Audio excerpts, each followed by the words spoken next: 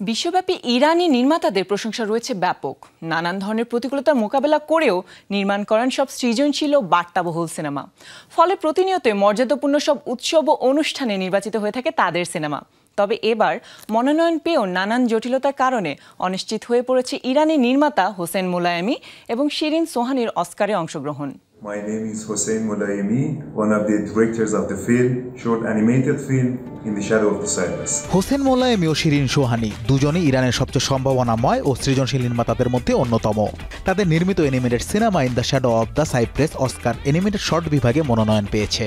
তবে ভূরাজনৈতিক প্রতিবন্ধকতার কারণে এবছরের একাডেমি পুরস্কারে অংশ নিতে বাধার সম্মুখীন হতে পারেন তারা।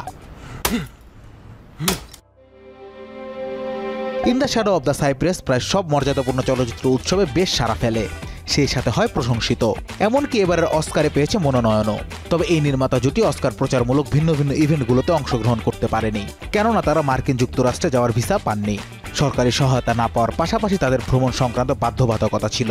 এমনকি আর্থিক জটিলতার কারণেও বেশ কয়েকটি উৎসবে যোগ দিতে পারেননি তারা। গত কয়েক বছর ধরে আমরা নিষেধাজ্ঞার অধীনে ছিলাম। সম্প্রতি এ পরিস্থিতি আরও খারাপ আকার ধারণ করেছে।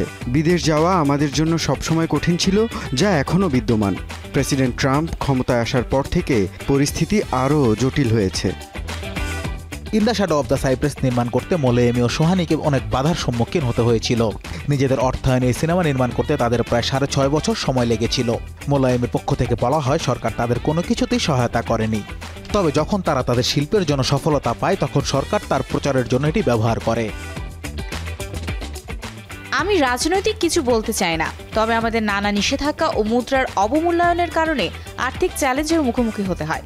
সেই সাথে ইরানে ইন্টারনেট ব্যবহারও অনেক চ্যালেঞ্জের, এমনকি দরকারি অনেক অনলাইন প্ল্যাটফর্ম এখানে ব্লক করা। সম্প্রতি শেষ হয়েছে অস্কারের জন্য চূড়ান্ত ভোট গ্রহণ।